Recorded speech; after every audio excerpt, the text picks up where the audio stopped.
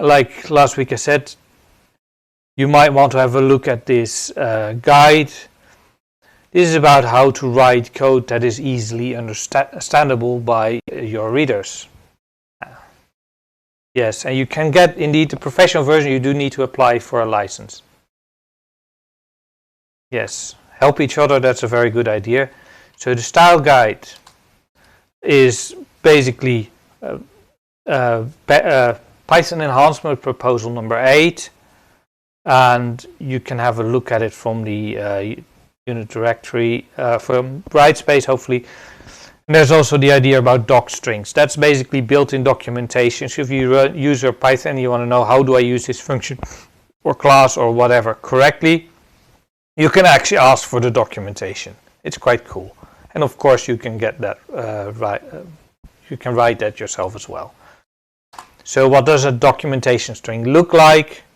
In Python, it is basically you start your function with these 3 double quotes in the beginning, then a proper sentence or multiple proper sentences if it's not a single line, and then 3 quotes to end it. That's actually a multi-line string, so you can actually put it in multiple lines. The convention there is to actually have the first line, then have an empty line, and then you put other markup with other meanings. For example, you can document your parameters as well as your return values, and you add text after those, obviously. So, and then you can add in additional information after the parameters. That's the convention.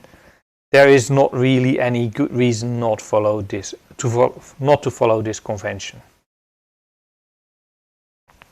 So that is the